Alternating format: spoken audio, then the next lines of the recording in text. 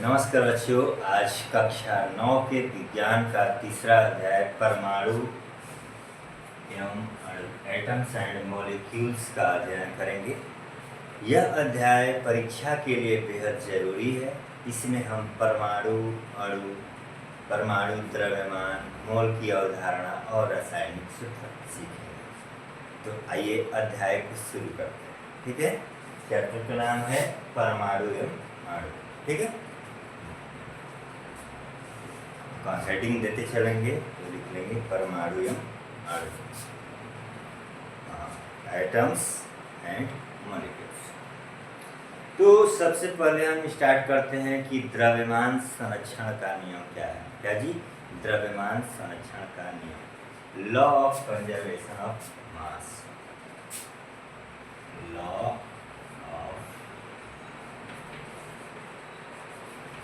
Conservation,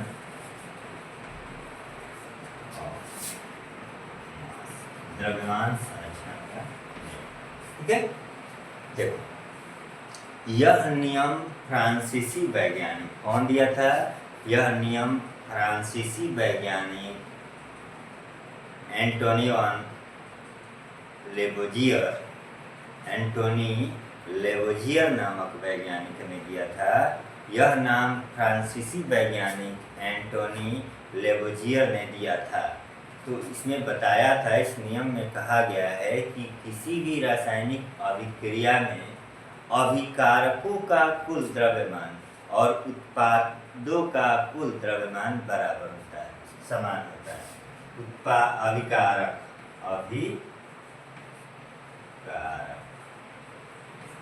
बराबर उत्पाद, क्या बराबर होगा? द्रव्यमान। ठीक है, द्रव्यमान।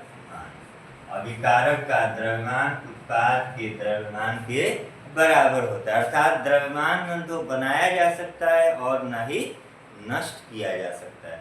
द्रव्यमान ना बनाया जा सकता है ना नष्ट किया जा सकता है। जैसे कैल्शियम कार्बोनेट और हाइड्रोक्लोरिक अम्ल, calcium chloride plus carbon dioxide, calcium chloride plus carbon dioxide, calcium chloride plus carbon dioxide plus पानी। तो अभिकारकों का द्रव्यमान उत्पादों के द्रव्यमान के क्या होता है? बराबर होता है।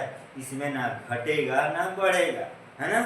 तो ये होता है आपका law of conservation of mass.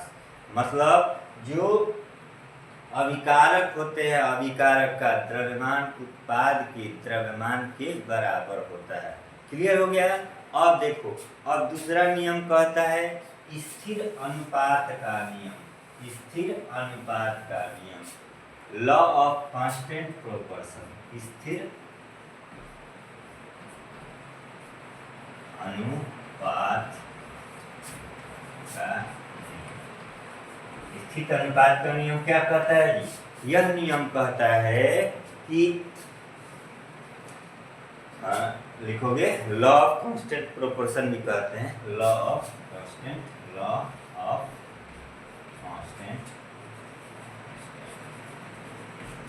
Proportion. ठीक है, यह नियम कहता है, सबसे पहले जानिए यह नियम कौन दिया था? जोसेफ फ्रॉस्ट ने इस नियम को दिया था। जोसेफ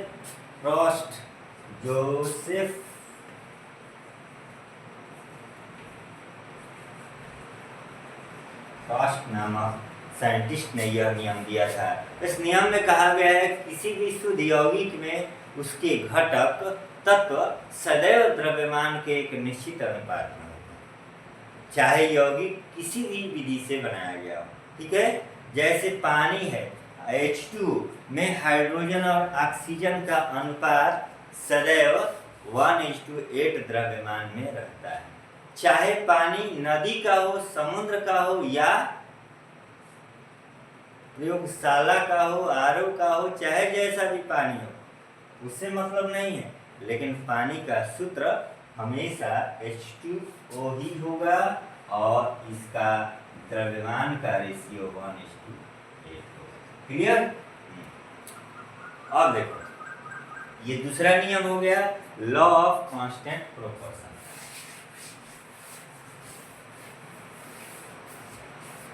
अब तीसरा है डाल्टन का परमाणु सिद्धांत। डाल्टन का परमाणु सिद्धांत इसको बोलते हैं, हाँ लिखो, डाल्टन का परमाणु सिद्धांत, Dalton's atomic theory. Dalton's atomic theory क्या कहती है? हाँ तीसरा है डाल्टन्स एटॉमिक थ्योरी।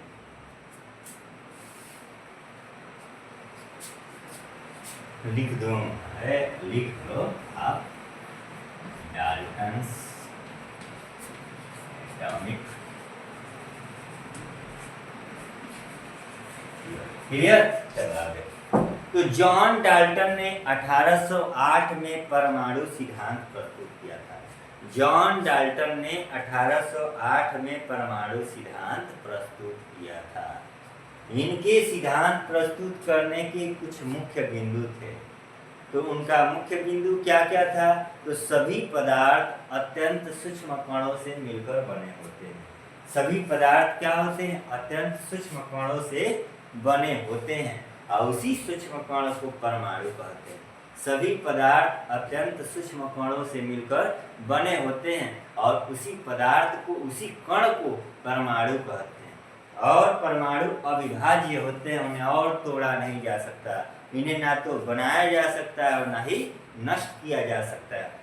तीसरा बिंदु रहा, एक ही तत्व के सभी परमाणुओं का द्रव्यमान और गुण समान होता है। एक ही तत्व के सभी परमाणुओं का द्रव्यमान और गुण समान होता है। अलग अलग तत्वों के परमाणुओं का द्रव्यमान और गुण अलग अलग होता है। तत्व अलग होंगे तो उनका क्या हो गया?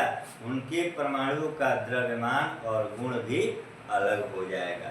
यौगिक बनाने के लिए विभिन्न तत्वों के परमाणु एक निश्चित अनुपात में मिलते हैं। यौगिक कब तैयार होगा? जब जो पदार्थ होंगे, जो तत्व होंगे, उनके परमाणुओं के अनुपात क्या होंगे? निश्चित होंगे। तो डाल्टन के सिद्धांत की कुछ सीमाएं बंध गई थी। बाद में यह ज्ञात हुआ, दुविधाएं क्लियर नहीं हो पा रहा था। तो डाल्टन के सिद्धांत की सीमाएं, तो बाद में यह ज्ञात हुआ कि परमाणु तो अविभाज्य नहीं है, इसको और तोड़ा जा सकता है। इसमें इलेक्ट्रॉन, प्रोटॉन और न्यूट्रॉन होते हैं। परंतु रासायनिक अभिक्रियाओं की व्याख्या के लिए यह सिद्धांत अत्यंत उपयोगी रहा। रासायनिक अभिक्रियाओं की व्याख्या के लिए यह सिद्धांत क्या रहा? बिल्कुल सटीक रहा। इसीलिए इसको लिया गया डाल्टन्स एटॉमिक थ्योरी। ईयर याद कर लेना, 1808 ईस्वी। ठीक है। अब परमाणु की चर्चा की, अब आपको जानना है कि परमाणु क्या होते हैं। हाँ, एटम, परमाणु। अभी आपको बताया कि किसी पदार्थ का सबसे छोटा तत्व, ठीक है, क्या होता है? किसी पदार्थ का सबसे छोटा तत्व परमाणु कहलाता है। तो इसकी परिभाषा कैसे देंगे? तो किसी तत्व का वह सूक्ष्मतम कण, किसी तत्व का वह सूक्ष्मतम कण जो रासायनिक अभिक्रिया में भाग लेता है। किसी तत्व का वह रासायनिक, किसी तत्व का वह सूक्ष्मतम कण, किसी तत्व का वह सूक्ष्मतम कण जो रासायनिक अभिक्रियाओं में भाग लेता है और तत्वों के सभी गुणों को प्रदर्शित करता है, उसे परमाणु कहते हैं। परमाणु इतना छोटा है कि इसे हम नग्न आंखों से, नेक्ड आई से नहीं देख सकते हैं। परमाणु इतना छोटा है कि इसे हम नग्न आंखों से नहीं देख सकते हैं। जैसे हाइड्रोजन परमाणु की त्रिज्या की बात करते हैं, तो हाइड्रोजन परमाणु की त्रिज्या कितनी हो गई जी? यह आपका 10⁻⁻10 मीटर, नैनोमीटर। इसको मीटर में रखो, मीटर, 10⁻⁻10 मीटर। इसका मतलब होता है 1 एंगस्ट्रॉम इक्वल टू, समझ गए, 1 एंगस्ट्रॉम इक्वल टू 10⁻⁻10 मीटर। यह हाइड्रोजन का है, ठीक है। इतना छोटा होता है कि इसे हम आसानी से देख नहीं सकते हैं। परमाणुओं के प्रतीक की बात करते हैं। अब हम परमाणुओं के प्रतीक की बात करेंगे। तो देखिए, परमाणुओं के प्रतीक को समझने के लिए हमें यह समझना होगा कि पहले परमाणुओं के संकेत को, तत्वों के संकेत को कैसे दर्शाते हैं। ठीक है जी। तो प्रत्येक तत्व को एक संक्षिप्त प्रतीक सिंबल से दर्शाया जाता है। इसका सिंबल होता है, हर तत्व को एक सिंबल से दर्शाया जाता है। तो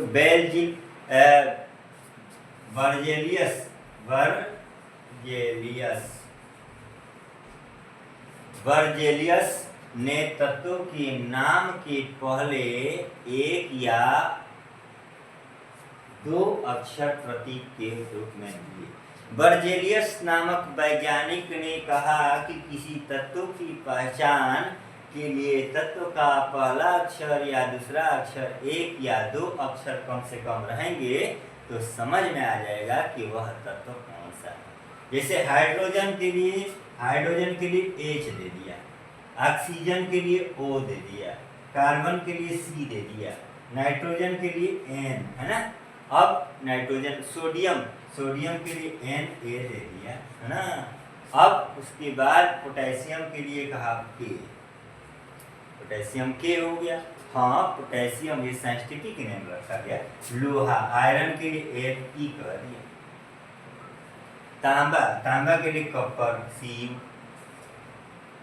चांदी के लिए आपका Ag कर दिया, गोल्ड के लिए Au कर दिया, है ना। गोल्ड के लिए Au कर दिया। इसका नाम तांबा है, कॉपर है, cuprum, Ag argentum, Au Aurum, है ना। पारा है, पारा मरकरी के लिए Hg कर दिया। Hg का हाँ हाइड्रेजिरम, कैल्शियम के लिए Ca कर दिया, कैल्शियम के लिए Ca, क्लोरीन के लिए Cl कर दिया, आप सल्फर के लिए S कर दिया, फास्फोरस के लिए P कर दिया। ये सारे और मैग्नीशियम और देखो Mg कर दिया, मैग्नीशियम के लिए क्या कर दिया, Mg कर दिया। एल्युमिनियम के लिए Al कर दिया, जिंक के लिए Zn कर दिया, Zn कर दिया। तो इस तरह से क्या हुआ, ये आपका बेजेलियस नामक वैज्ञानिक ने तत्वों को बताया कि अगर पहला अक्षर या दूसरा अक्षर एक या दो अक्षर मिल जाएं तो उनके नाम को हम आसानी से लिख सकते हैं। तो संकेत देने के ये टेक्निक बनाया। तो याद रखिए, जिन तत्वों के प्रतीक उनके लैटिन नाम से हैं, जैसे Na, K, Ap, Cu, Ag, Au, Hg, इन्हें विशेष रूप से याद कीजिए। कुछ नाम ऐसे होते हैं कि जो डायरेक्ट नहीं आ पाते हैं, उस नाम को आप याद करिए। जो सीधे हैं, उस हाइड्रोजन, कार्बन, ऑक्सीजन, नाइट्रोजन, इसको याद करने में कोई दिक्कत नहीं, लेकिन कुछ ऐसे हैं उनको याद कर लेंगे तो आपके लिए सही होगा। अब आगे देखते हैं, परमाणु द्रव्यमान क्या होता है। एटॉमिक मास,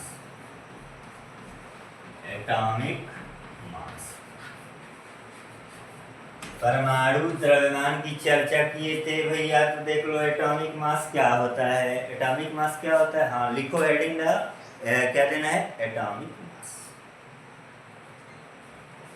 तो परमाणु वह छोटा तत्व है या तत्व का वह सबसे छोटा भाग।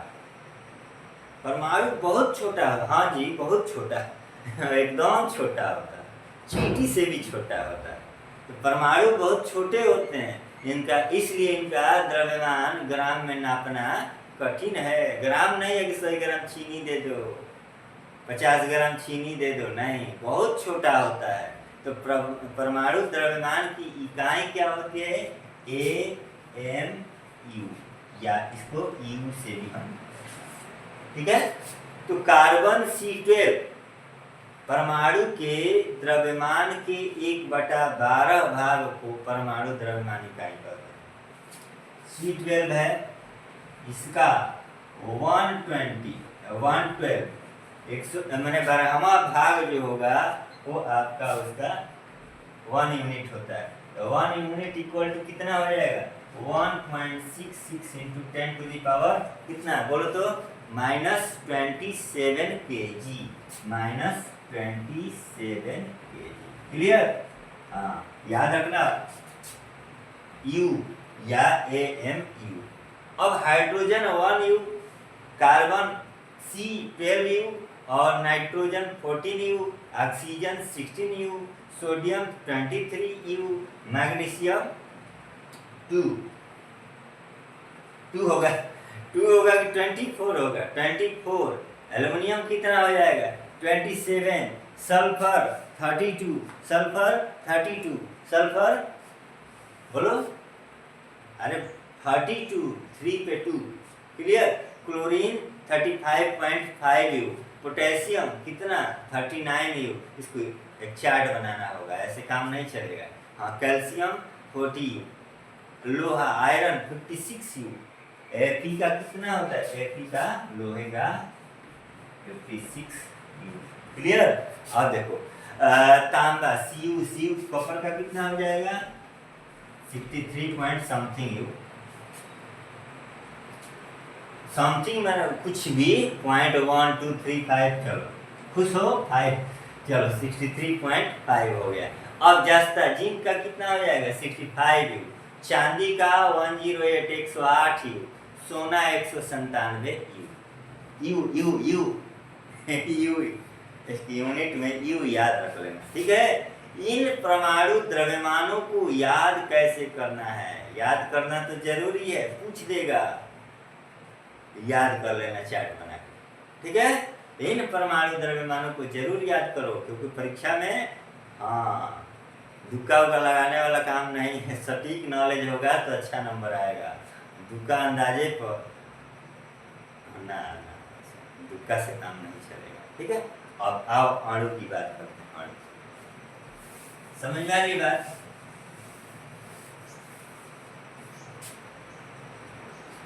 अणु भैया क्या होता है अणु जी? मॉलिक्यूल बोलते हैं। क्या बोलेंगे? मॉलिक्यूल, ठीक है? अब देखो परिभाषा। अरे हाँ भाई, परिभाषा देंगे ना, उसके बाद सबसे पहले इंट्रोडक्शन होगा कि कौन है ये अणु, क्या है। तो देखो, 2 या 2 से अधिक परमाणुओं के संयोग से बना, 2 या 2 से अधिक परमाणुओं के संयोग से बना वह सूक्ष्मतम कण जो स्वतंत्र रूप से रह सके, उसे किसी साथी की जरूरत नहीं है और पदार्थ के सभी गुणों को प्रदर्शित करे। 2 या 2 से अधिक परमाणुओं के संयोग से बना वह सूक्ष्मतम कण जो स्वतंत्र रूप से रह सके और पदार्थ के सभी गुणों को प्रदर्शित करे, उसे मॉलिक्यूल कहते हैं। अणु परमाणु में क्या, एक आएगा परहित सरस धर्म नहीं भाई। एक से मतलब पर एक, मोर देन वन। अणुता क्या होती है, एक अणु में उपस्थित परमाणुओं की संख्या। एक अणु में कितने परमाणु है वही जान जाओगे, इसकी अणुता होती है, मोलिसिटी बोलते हैं। एक परमाणु, कुछ ऐसे तत्व होते हैं जो एक परमाणु होते हैं, मतलब उसका एक परमाणु होता है, उसको बोलते हैं मोनो एटॉमिक। जैसे helium, neon, argon. Helium, neon, argon ये क्या है, मोनो एटॉमिक। द्विपरमाणु di atomic, H2O2 N2 Cl2 SCO HCl CO। त्रिपरमाणु ट्राई एटॉमिक, मतलब एटम कितने, how many atoms, there will be 3 atoms, O3 H2O CO2। बहुपरमाणु को मतलब poly atomic, CH4 NH3 C6 H12O6। Glucose C6 H12O6। समझ गए? अब तत्वों के अणु की बात करते हैं, मॉलिक्यूल्स ऑफ एलिमेंट्स की। तत्वों के अणुओं की बात करेंगे तो मॉलिक्यूल्स ऑफ एलिमेंट्स क्या होते हैं? मॉलिक्यूल और काय का, तो मॉलिक्यूल्स ऑफ क्या, एलिमेंट्स। हाइड्रोजन कितने H2 कितने हाइड्रोजन है भैया 2, O2 कितने हैं ऑक्सीजन 2, नाइट्रोजन N2 कितने हैं 2। तो ये जो नीचे नंबर लिखा होगा इससे पता चलेगा कि इसमें परमाणुओं की संख्या कितनी है। जैसे ओजोन है O3 है, इसमें परमाणुओं की संख्या कितनी है 3 है। फास्फोरस है P4 हो गया, सल्फर हो गया S8 हो गया। तो इस तरह से होता है ये अणुसीटी मॉलिक्यूल्स ऑफ एलिमेंट्स में हर जितने भी एलिमेंट हैं उसमें परमाणुओं की कुल कितनी संख्या है और उसे मिलके कैसे ये अणु बने। यौगिकों के अणु की चर्चा करते हैं, मॉलिक्यूल्स ऑफ कंपाउंड। अभी एलिमेंट की बात कर रहे थे, अब हम मॉलिक्यूल्स ऑफ कंपाउंड की बात करेंगे। मॉलिक्यूल्स ऑफ कंपाउंड की बात करेंगे। सब एक ही बार में रिवीजन करोगे, बार बार वो चीजें टकराएंगी तो अपने आप क्लियर हो जाएगा। अभी तो हमारी दोस्ती हो रही ना बेटा।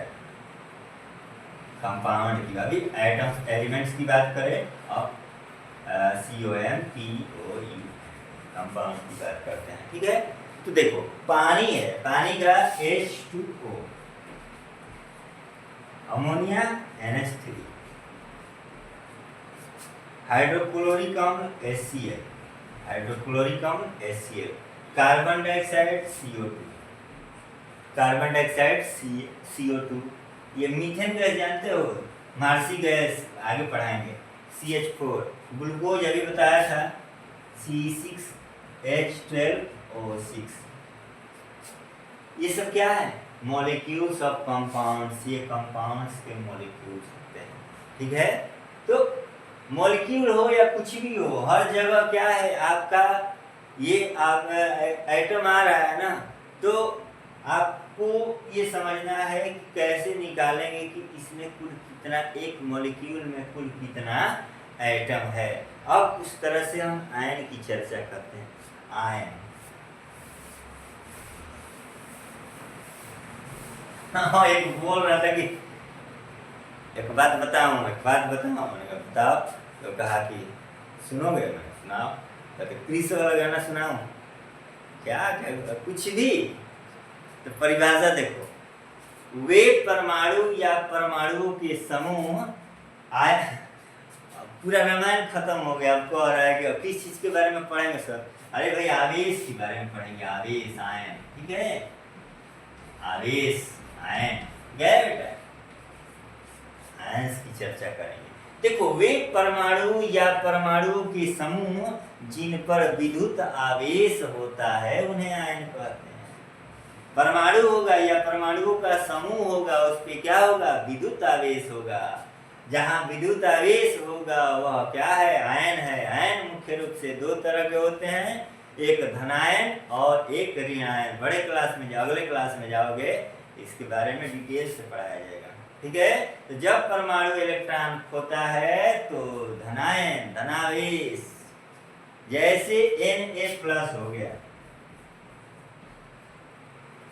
Ca2+ 2 रखो, ये क्या है प्लस, एक इलेक्ट्रॉन खोया 2+, 2 इलेक्ट्रॉन खोया। तो ऋणायन का मतलब जब परमाणु इलेक्ट्रॉन ग्रहण करता है तो ऋणायन, ऋण आवेश हो जाता है। जैसे Cl- O2- N3-। इससे क्या पता चला, एक इलेक्ट्रॉन, 2 इलेक्ट्रॉन, 3 इलेक्ट्रॉन को ग्रहण कर रहा है। ऋणावेश का मतलब इलेक्ट्रॉन कितना ग्रहण किया, और धनावेश का मतलब इलेक्ट्रॉन कितना त्यागा, खोया या दान कर दिया। अब महत्वपूर्ण बहुपरमाणु आयन, कुछ ऐसे बहुत परमाणु का आयन होते हैं। हाँ, पॉलीएटॉमिक आयंस, पॉलीएटॉमिक आयंस की बात करते हैं। आयन, हाँ आयन की ही बात करेंगे लेकिन पॉलीएटॉमिक आयंस की बात करेंगे। जैसे अमोनिया है जी NH4+, hydrochloride OH-, nitrate NO3, नामों तो नहीं बदल गया।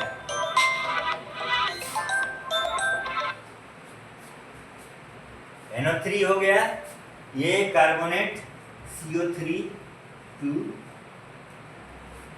फास्फेट है आपका PO4 3 माइनस हो गया, है ना। ये आपका बाई कार्बोनेट है, बाई कार्बोनेट, इस पे सल्फाइड है कितना SO3 2 माइनस। इन आयनों की संयोजकता और सूत्र याद कर लेना, रासायनिक सूत्र लिखने के काम आते हैं। बना नहीं सकते, बनाने का कोई टेक्निक नहीं है, बनाने के लिए PhD करना पड़ेगा। नहीं करोगे ना तो अभी फिलहाल जो कर रहे उसको बेहतर करो बेटा, घबराओ मत, ठीक है। तो कुछ चीज़ों को 10-20 होंगे, इससे ज़्यादा थोड़ी आएगा। बार बार देखोगे, बार बार लिखोगे तो चीज़ें आपको आसानी से दिमाग में सेट हो जाएगी। घड़ी में कितना बजा, टाइम देखने के लिए बड़ा टाइम लगता था, सीखने में बहुत टाइम लगा, लेकिन आप सीख गए तो आसानी से बता सकते हो। उसी तरह से और रासायनिक सूत्र की बात करते हैं। ये आप एटम्स और मॉलिक्यूल जान गए, अब आपको जानना है केमिकल फार्मूला, आयंस के, हाँ आयंस के बारे में भी जानेंगे। वेरी गुड, अरे सॉरी यार, मुझे तो पता ही नहीं था। हाँ, अब केमिकल फार्मूला की बात करते हैं। केमिकल फार्मूला, रासायनिक सूत्र लिखने के कुछ नियम होते हैं। साइंस पढ़ रहे हो, हर चीज का एक अपना तरीका होता है, नियम होता है ना। तो केमिकल फार्मूला भी लिखने का एक नियम होता है। क्या? यौगिक के धनायन को पहले और ऋणायन को बाद में लिखते हैं। नहीं तो बॉर्डर पे जाओगे, मेला घूमने गए, तुम्हारे पास पैसा है नहीं, तो पीछे रहोगे तब ना आगे वाला पैसा देगा तो आपका काम चल जाएगा। आगे ही हो गए, टिकट कटा लिए, पैसा नहीं दिए, समोसा जलेबी खा लिए, पैसा ही नहीं, तो बर्तन धोना पड़ेगा। तो दोनों आयनों की संयोजकताओं को आपस में बदल देते हैं, पास रहते हैं, देने वाला पहले रहेगा, लेने वाला बाद में, तो क्रिस क्रॉस मेथड बोलते हैं। यदि संयोजकता समान हो तो उसे नहीं लिखते हैं, जिस तत्व की संयोजकता समान होती है उसे नहीं लिखते हैं। और बहुपरमाणु आयन की संख्या 1 से अधिक होने पर उसे कोष्टक में लिखते हैं। अगर बहुपरमाणु का है, बहुत सारे परमाणु आ रहे हैं, तो उन कोष्ट में करके लिखते हैं। जैसे उदाहरण से सीखना है, हाँ बिल्कुल बिल्कुल, क्यों नहीं, जो आप कहिए। अरे आप तो हमारे गुरु हैं प्रभु। बिल्कुल, तो उदाहरण, हाँ उदाहरण से सीखते हैं। कैसे सीखोगे? उदाहरण से। जैसे सोडियम क्लोराइड जानते हैं, हाँ टेबल साल्ट बोलो, सोडियम क्लोराइड है तो सोडियम की संयोजकता 1 है, क्लोराइड की संयोजकता 1 है। देखा ना, मेला में गए तो ये आगे नहीं रहा, इसको डर है कहीं बर्तन जिलेबी खा लिए, बर्तन ना धोना पड़े। Na+ देने वाला पहले, लेने वाला बाद में, तो दोनों की संयोजकता 1 है, बराबर है। तो 1 - 1 बराबर 0 या U। ऐसे अभी आपने देखा कि अगर लेने वाला देने वाला, धनायन और ऋणायन दोनों तत्वों की संयोजकता समान होती है तो उन्हें लिखने की जरूरत नहीं होती है। लेकिन मैग्नीशियम ऑक्साइड ठीक उसी तरह MgO है, तो दोनों की संयोजकता कितनी है? O है। ये 2+ और 2- बराबर है, इसलिए इसको लिखने की जरूरत नहीं है। कैल्शियम ऑक्साइड है, CaO, कैल्शियम ऑक्साइड हो गया। अब इसमें देखो Ca2+ और O2-, दोनों संयोजकता सेम है, इसको लिखने की जरूरत है क्या? नहीं ना। तो एल्युमिनियम ऑक्साइड की बात करते हैं। एल्युमिनियम ऑक्साइड तो Al3+, ऑक्साइड O2-।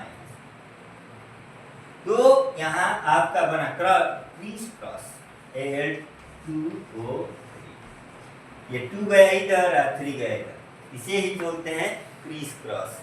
समझ गए? ऐसे बहुत सारे आप उदाहरण बना सकते हैं, जैसे सोडियम सल्फेट हो गया, अमोनियम सल्फेट हो गया।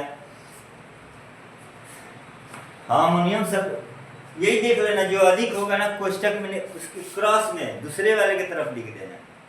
सोडियम हाइड्रोक्लोराइड है, बहुत चीज बना सकते हो भैया। हाँ हाँ बिल्कुल,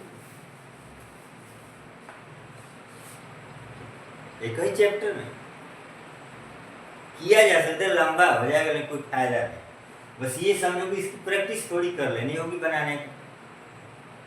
बार बार बनाते बनाते कुछ चीज तो दिमाग में सेट हो जाएगी तो फिर क्या घबराना। अगर जहाँ डर लगे, जहाँ घबराने की इच्छा हो, मुझसे मिल लेना, मैं आपकी घबराहट को दूर कर दूंगा, है ना। अब मॉलिक्यूलर मास की बात करते हैं। आणविक द्रव्यमान क्या होता है? मॉलिक्यूलर मास, मॉलिक्यूलर मास की बात करते हैं। मोल अणु, आणविक मास द्रव्यमान। आणविक मास मतलब मॉलिक्यूलर मास की चर्चा करेंगे।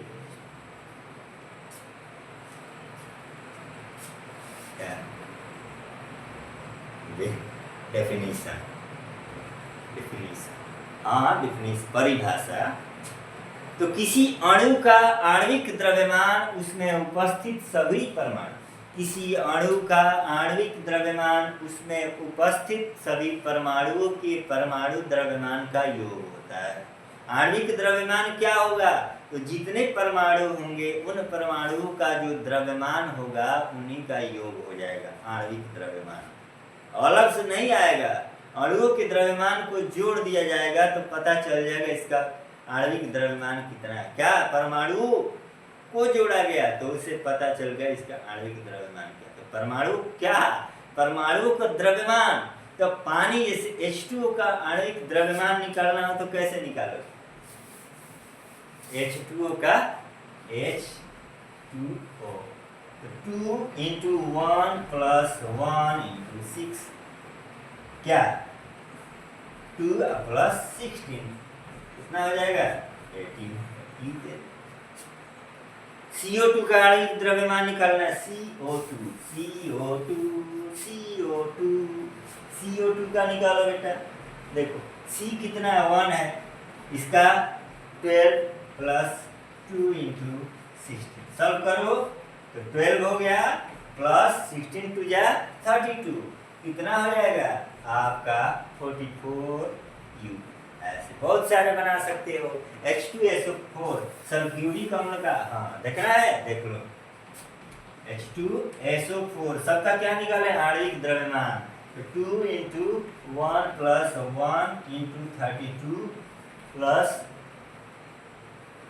क्या 4 है ना, इसका थोड़ा सा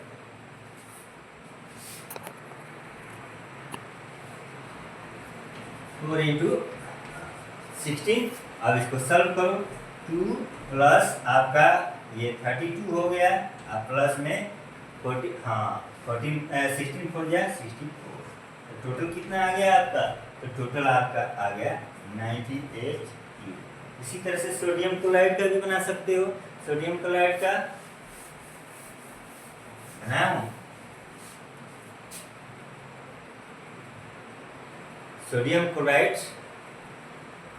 बना के लाना, ये होमवर्क रहेगा। कैल्शियम कार्बोनेट का बनाते हैं, कैल्शियम कार्बोनेट का ये 40, कैल्शियम का 40 प्लस 12 प्लस आपका 3 into 3 हो गया 16 कितना हो गया? 40 प्लस 12 प्लस 48 टोटल कितना हो गया आपका? जोड़ो, जोड़ लेना 100 यूनिट। क्लियर? NH3 का भी आणविक द्रव्यमान निकालो। हाँ बहुत ऐसे ही है, NH3 का निकालना है। 14 प्लस 3 into 1 कितना हो जाएगा? 14 प्लस 3 17 यूनिट।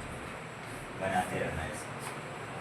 गाजियो माजियो, हाँ ठीक है आगे से। हाँ बिल्कुल बिल्कुल सर, क्यों नहीं, बहुत सुंदर। अब मोल की अवधारणा, मोल कंसेप्ट देंगे।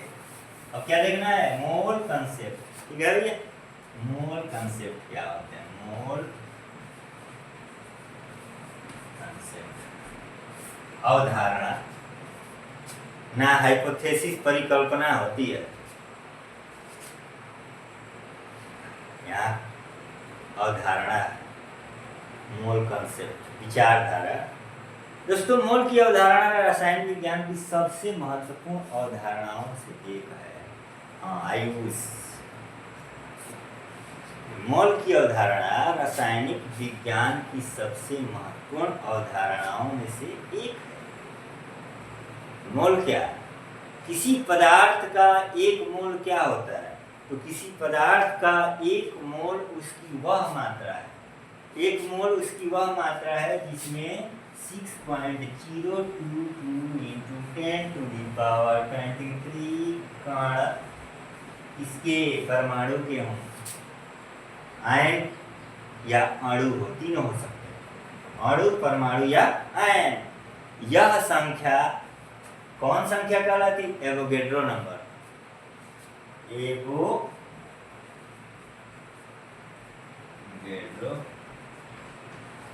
नंबर या संख्या बोल देना, एवोगैड्रो नंबर या एवोगैड्रो संख्या। सोडियम का कितना? सोडियम का 6.022 ×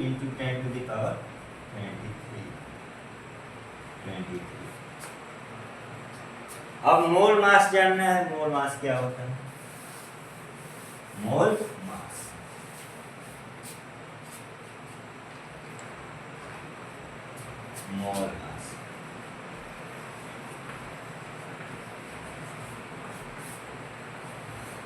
एक मोल पदार्थ का ग्राम में द्रव्यमान, एक मोल पदार्थ का ग्राम में द्रव्यमान बराबर उस पदार्थ का आणविक या परमाणु द्रव्यमान।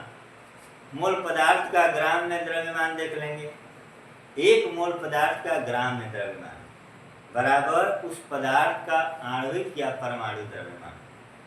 ग्राम पर मोल, ग्राम पर यूनिट इसकी बनेगी, ग्राम पर मोल।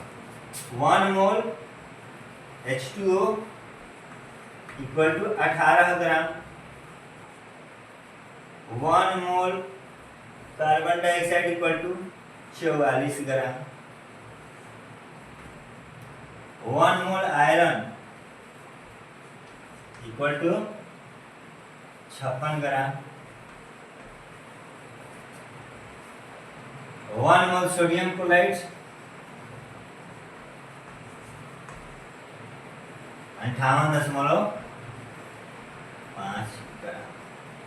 ऐसे भी इसके अलावा भी कुछ मिले तो नोट कर लेना। अब महत्वपूर्ण सूत्र, अब कुछ ऐसे इंपॉर्टेंट सूत्र है जिस अक्सर पूछा जाता है, तो आप उसका एक चार्ट बना कर लिख लोगे, रिवीजन करोगे तो बार बार दिमाग में हो जाएगा। ठीक है।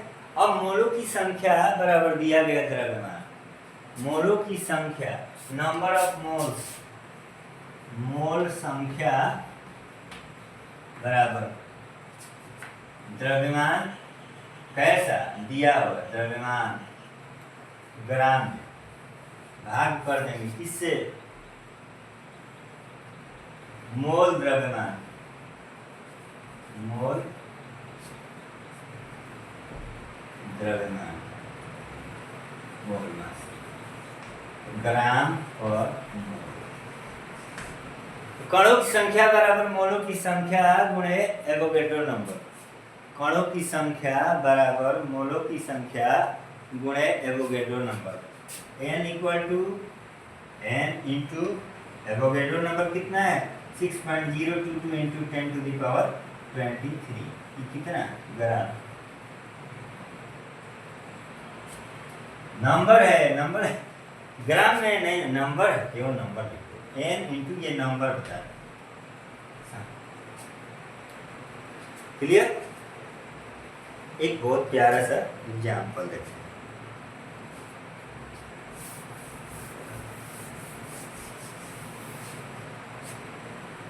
कह रहा है कि 1:36 ग्राम पानी में कितने मोल होते हैं? पानी में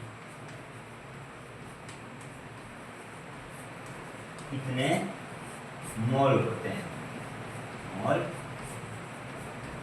होते प्रश्न कर रहे हैं। ठीक है।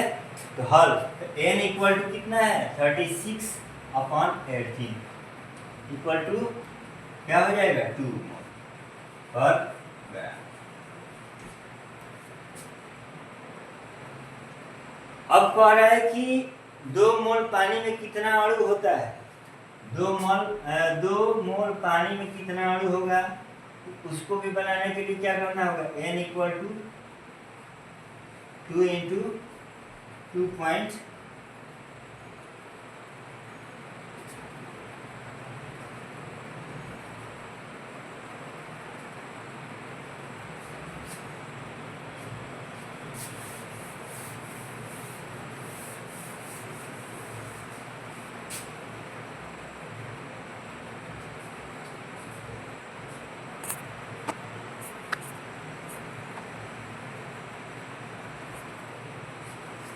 संख्या केवल नंबर कहेगा, नंबर जहाँ कहेगा उसको नंबर मोल में दर्शाएंगे। अब कह रहा है कि 2 मोल पानी में कितने अणु हैं, 2 मोल पानी में अणुओं की संख्या निकालनी है। n इक्वल टू क्या हो जाएगा 2 इंटू 6.022 इंटू 10⁻23 है, ठीक है। अब इसका मतलब हो जाएगा 1.2044 इंटू 10⁻23 अणुओं की संख्या बतानी आपने इस तरह से।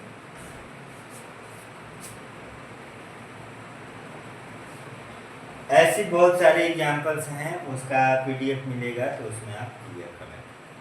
आगे बढ़ते हैं।